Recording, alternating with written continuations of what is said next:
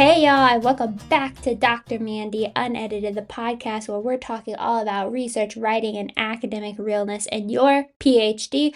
I'm Dr. Mandy, your new unofficial PhD advisor, and today we're talking all about burnout in your PhD. Today, we're going to talk about some of my personal journeys into navigating academic burnout. We're going to talk about how to recognize the signs and how to address it. Okay, so the TLDR really is that, we have this really toxic thing in academia where we think overworking is the best and it is resilience, and it really isn't, man. Like, we are totally killing ourselves out there, and I'm seeing way too many academics recently just struggle on their own and not really know that this is not okay the way that we push ourselves. And so I think it's really important to discuss how we're going to find a balance in our life. Of course, I always preach that doing the PhD should be one of your top priorities. It shouldn't be second to anything.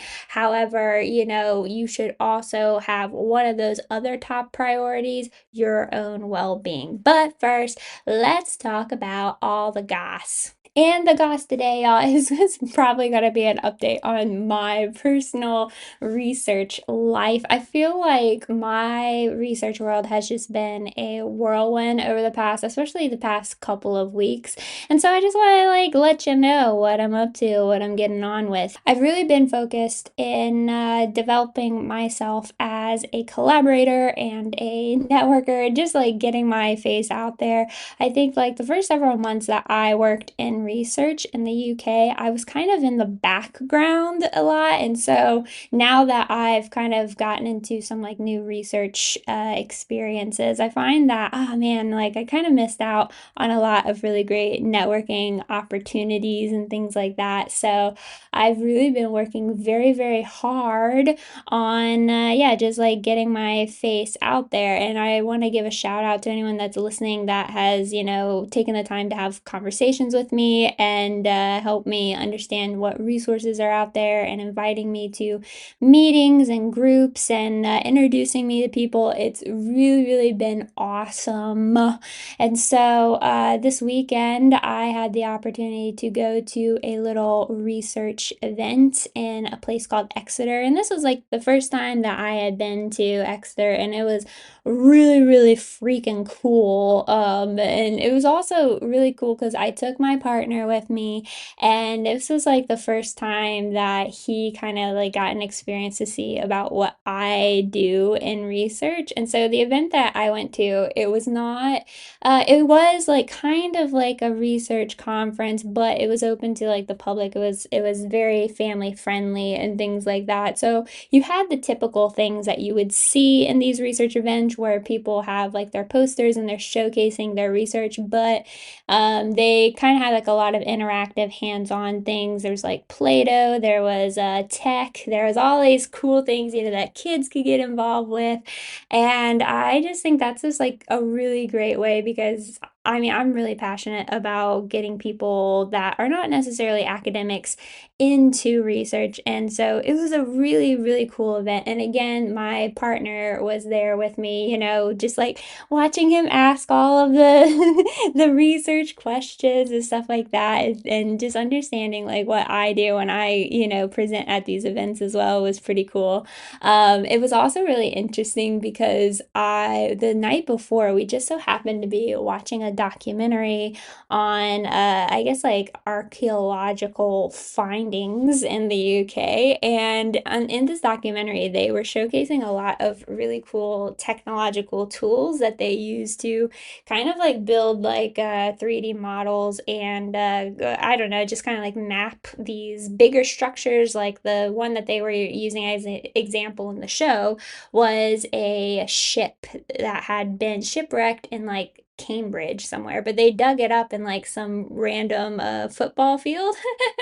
So it was really cool at the research event that we went to that they actually had all that tech there. And so to like see it in person and to kind of get a little bit more explanation about how that works was really freaking cool. But one of the other things that I wanted to kind of like segue into with that is that we went to the museum, the local museum, after we went to the research event. And I think so, like, if you are from the US, as you know, I'm an American living in the UK. If you're from the US, look, one of the things that I find really interesting about the world is how much better museums are outside of the US, y'all.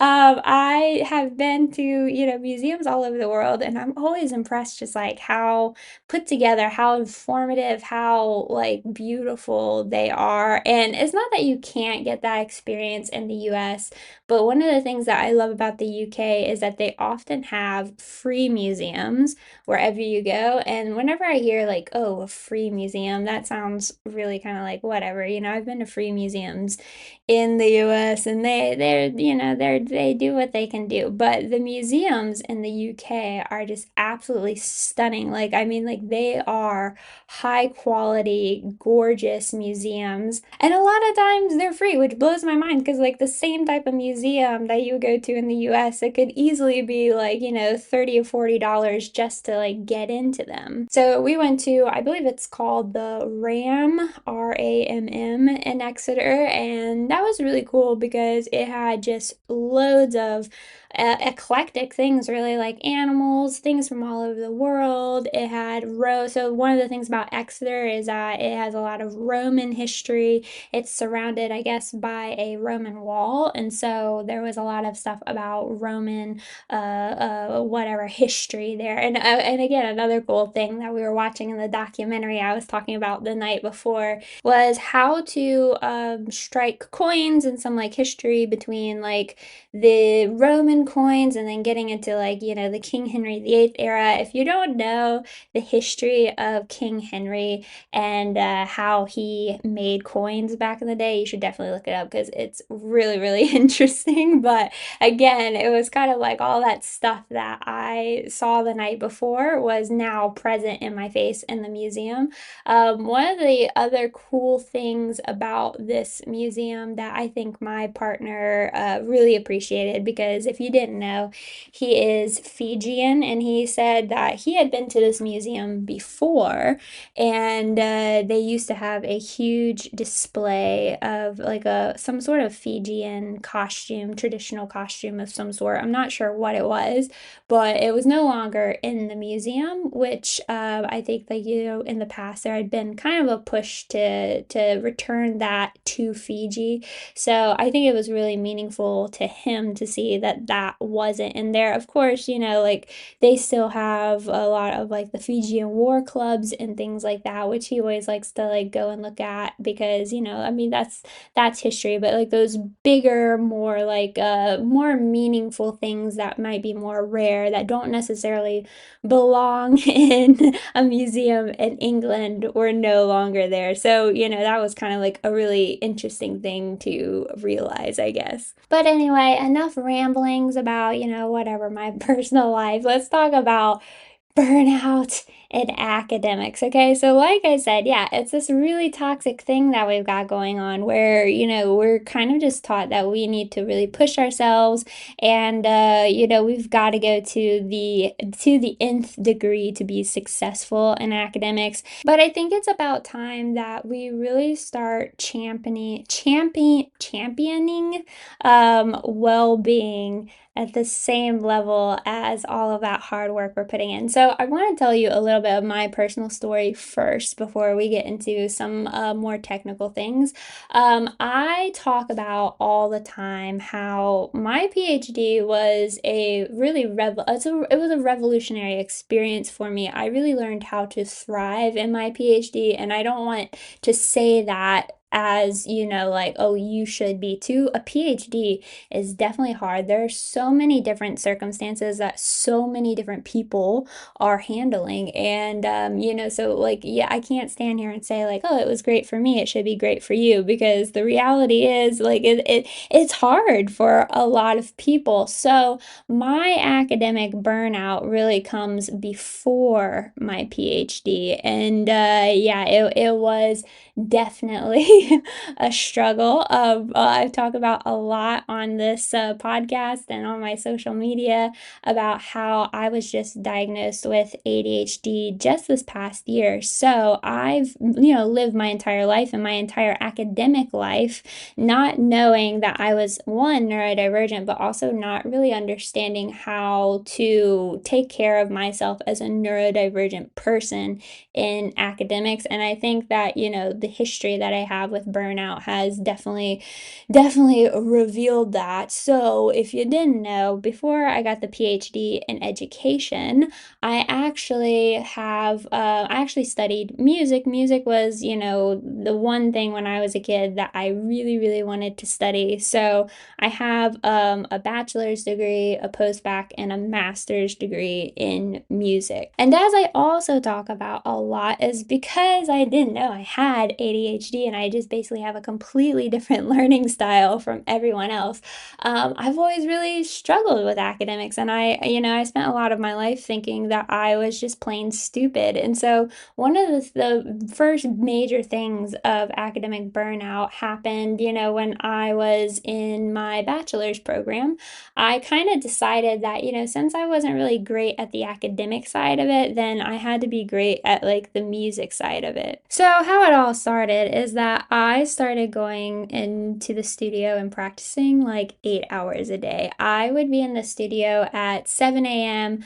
practicing all my stuff. I would go to a class. I would come, if I had like an hour in between, I would be practicing in the studio. I was going to all of my music rehearsals and everything. And then, at night, sometimes I wouldn't get home until 9 or 10 at night because I was hitting up the studio one more time. And I kind of developed this thing in my head about like, yeah, that's what's going to make me a great musician, because they have like that saying about, whatever, 10,000 hours of practice or whatnot. So I was like, I'm going to get there. But as a result, I started, yeah, I really didn't focus on anything else. I started, not eating. I lost like a ton of weight. I'm like almost 6 feet tall, and at one point during my bachelor's degree, I weighed only 120 pounds. My body was just like completely shutting down. My family literally thought that I was gonna die. And then to like kind of like cope with all of that, on top of like the fact that, my grades were really, really poor, like no matter how hard I studied, I started getting into like really unhealthy relationships with people. I started, drinking, not drinking a lot, but like kind of just like drinking just to like get myself to sleep at the end of the night. And I talk about all the time how I was a two-time university dropout. I dropped out once in my bachelor's and once in my master's. And, that was really a fast track to getting there. So, I think especially once I really had like the weight issues and I got really, really sick. Like sometimes I couldn't even like get out of bed for a week because I was in so much pain from my body literally just shutting down because I wasn't giving it the sustenance I needed.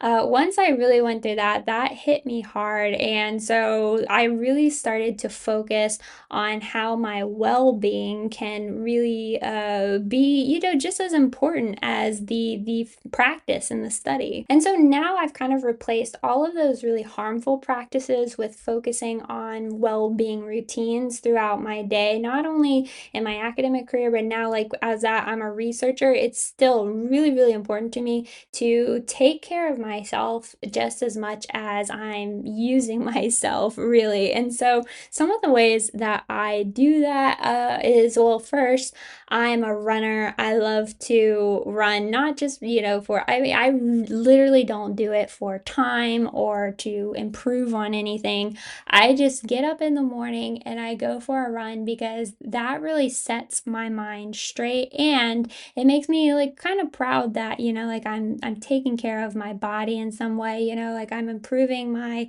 cardiovascular, my heart health. My skin has always been, I've been running for probably about 6 or 7 years now. My skin has always been pretty good since then. And that also motivates me to stay pretty healthy in my eating because, I'm kind of like, if I put in the effort into taking care of my body, in a physical way, like also I gotta take care of like what goes in it. So I've really kind of developed a really nice clean eating habit. I mean, I wouldn't say clean, but like a balanced maybe eating habit over the years. I definitely have been working on, putting all of those ideologies of, oh, what is healthy eating or whatever out of my head, and just like kind of like working on eating intuitively, eating whole foods most of the time, and also not being afraid to really, I mean, indulge sometimes. And I think that that's done wonders for my mentality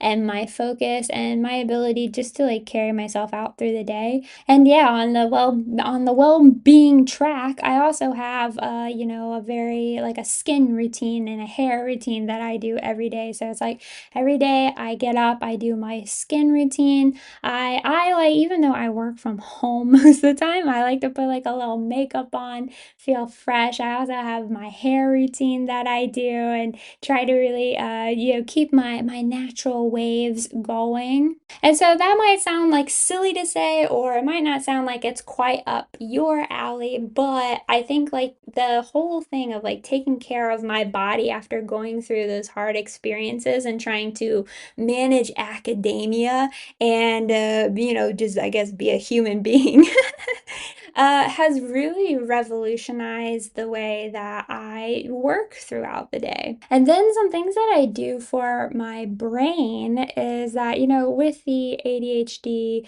especially now that I'm medicated, the medication makes me really, really focus, but that means that I could focus for like 12 or 13 hours a day.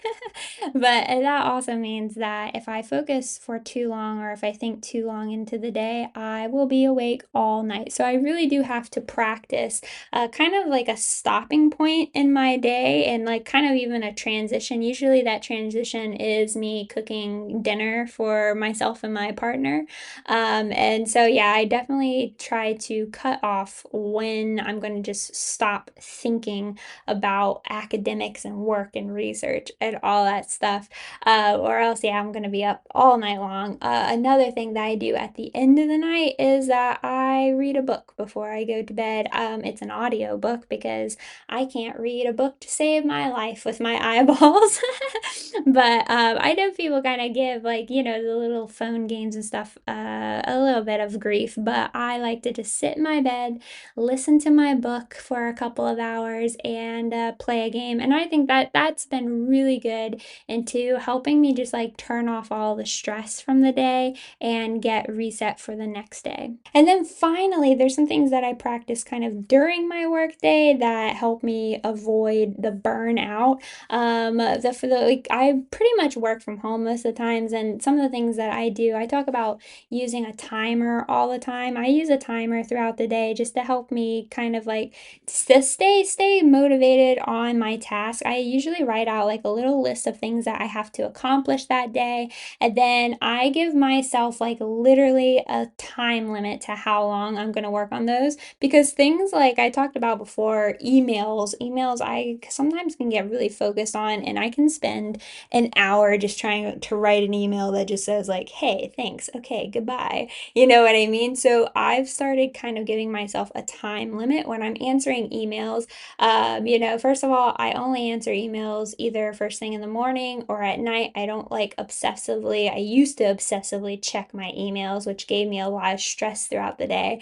But now I check them once or twice a day. I only spend maybe like 15 to 30 minutes at a time checking them. I use a timer throughout the day to help me kind of switch up tasks to stay motivated and interested. So, yeah, usually I have like maybe 4 or 5 tasks that I just spend an hour on a day. And when that timer goes off, I just stop and I move on to the next thing. And then if I have to go out, if I have to go to a work event or something like that, those things are the surefire ways that are going to lead me straight into burnout. So recently I've been practicing a lot of strategies that way to kind of like help keep myself feeling less tired and less stressed at the end of the day. And so some of the things that I've done is I just tell people, like, I'm explicitly clear, like with like the ADHD and like how that can lead to burnout in different ways than maybe other people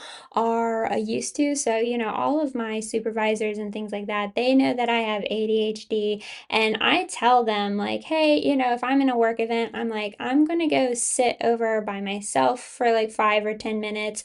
Or I always try to, at one of my last events, I found a place that was quieter and didn't have as many people. And then I invited like a few people that I wanted to talk to that spot so that, we could have a conversation without the whole, room just chattering around us. And so, yeah, those are some things that have found that have been really, really great for me in kind of managing burnout, because without those things, I would just be a chaotic stress ball and I would just be probably crying all the time. So let's talk about some of the things that you can recognize as signs of potential burnout. Okay, so first of all, burnout is not just about being tired, it is emotional exhaustion, cynicism, and a drop in productivity that might make you feel a little bit like quicksand. So let's talk about some signs of burnout. Okay, so we're going to talk about like emotional, physical, some cognitive, and some behavioral signs. So first of all, on the emotional side, if you have started feeling like you're dreading doing everything, or you're hopeless, or you've just started to get a lot of anxiety, like those are some signs you need to hit the brakes, right? Physical signs, if you're getting a lot of headaches, especially if you're looking at a computer all day, like sometimes I, in the past, have gotten headaches, for weeks at a time because of that. Insomnia, especially if you find yourself starting to get sick all the time. Some cognitive signs are things like brain fog, you're procrastinating a lot, you're really having difficulty concentrating. Maybe you're trying to read a paper and you find yourself like, oh my gosh, I've been staring at this one paragraph forever and I still have no idea what that says. That's a sign that you need to take a break. And then behavioral signs, yeah, if you're avoiding work, if you start to withdraw socially, or if you're, yeah, over relying on things like stimulants, like caffeine, a lot of times, like that can be really, really harmful to your health. So how can we address burnout? I've spoken a little bit about what I have done for myself, but of course it's not going to look the same for everybody. So you can't just you push through burnout. You have to pause, you have to recalibrate, and you have to rebuild the structures of how you do everyday life. So step one, I would say, is acknowledge it. Burnout thrives in silence, and I think a lot of times we don't even realize that we're heading towards burnout or that we're in burnout. So you really need to acknowledge it to yourself that, hey, maybe this is a sign that we're going down a bad road. But also, don't be afraid to talk to it with someone else, because I mean, I find a lot of times in the issues that we deal with in our PhD life, we think that we're alone, but we're really not. So I would encourage you to, acknowledge it in a way that you maybe reach out to a peer or a friend or a supervisor or a therapist if you need to. There's no shame in doing any of that and being real about what you're going through. I would say number two is start to reclaim your boundaries. Just take a look at your workday and all the crazy stuff that you do and see how you can kind of like do it different. So set work hours for yourself. Like I said, like I have a cutoff time at the end of my workday that I just don't do any work after that because I will then obsess over it like for the rest of the night, right? Take breaks. I know it's so hard to want to pause, especially when we're like hyper focused on something, but make sure that you are setting yourself to take at least like one, good break throughout the day, eat a good lunch, and then come back. And overall, and reclaiming the boundaries is figure out where you're glorifying this overworkingness and then just stop doing it. And I know that kind of seems like stupid to say, just stop doing it. But, like just really, really think about like for me, I've started to think like, hey, you know what? It's gonna get done when it gets done. Of course, I understand how to organize my priorities and the deadlines and all of that stuff. But if I don't get something done, one day, then, I just have to start thinking, well, it's going to get done probably tomorrow. And again, I don't mean to go back to the timer thing, but it's a lifesaver for me. But if you use a timer and you figure out how much time you spend on certain tasks, then you can kind of see like how much like easier your workday is going to go in terms of like if I set a timer again for emails and I maybe set it for 30 minutes, but then today when I was answering emails, it only took me 10 minutes. So I was just like, oh, okay, I don't have to sit here and think like a huge chunk of my day is going to be replying to emails. It only takes me maybe 30 minutes to quickly write up an outline for somebody. Now I'm not thinking like, oh my gosh, this is this big task that I got accomplished today. And so overall, what I'm getting at is a lot of times when I think that there's all of these things that are going to overwhelm me and take like 8 hours of my day and it's going to be horrific, really, some of those tasks are not that big, they're not that long, and I can accomplish most of those tasks maybe in a couple of hours instead of thinking that's going to take me my whole workday. So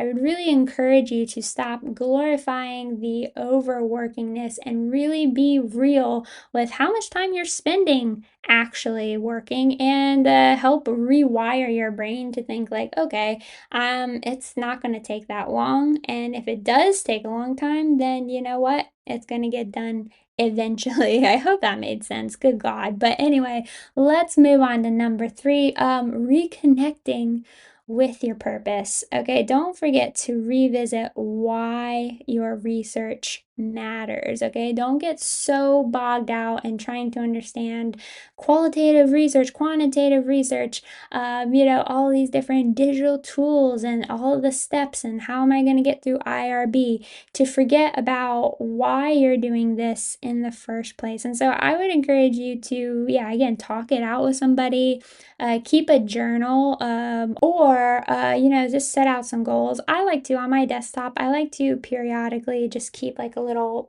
digital post-it note on my desktop of what my goals are. And so when I get into the thick of things that are really complex and really heavy, it's always really nice for me just to kind of just go back a second, look at those goals, and really remember why I'm doing this stuff in the first place.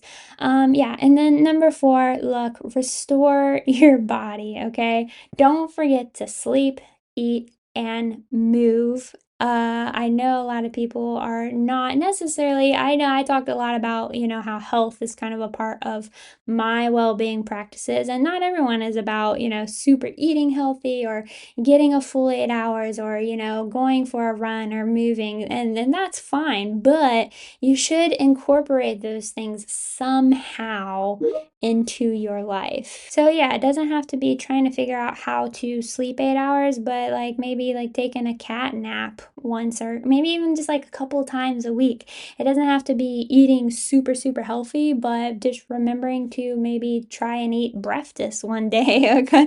It doesn't have to be, yeah, running or like going to the gym and being like, a big like workout fanatic. It just means like just go outside and go for a walk for 15 minutes. Okay. And these are not meant to be productivity hacks, but it's just an aspect of resistance and care. And then number five, like build a support system. Don't try to do this PhD journey alone, right? Join writing groups, meme chats, or accountability groups. Don't let your isolation fuel your burnout. I talk about, all the time how great it has been really networking and getting out there and meeting new people, because then I understand that they understand what I am going through, and I understand that I am not alone. Overall, if you didn't get anything else out of all of my ramblings today, look, challenge toxic norms, perfectionism, martyrdom, and prestige deception, like obsession, good lord. Those things are, it's just toxic, and we can't live our lives trying to get up to these ideals. Normalize rest, normalize therapy, and normalize saying no. I know that I talk about saying yes all the time, but that does not mean that you have to say yes so much that you've loaded yourself up to burnout. You know what I mean? So say no if you need some time to take a break one day and people want to go out or whatever. Sorry, can't do it. If somebody asks you if you have time to do a task, but you're like, oh my gosh, I've got 85 other things to do. If that's the first thought that like pops into your head, then just say no.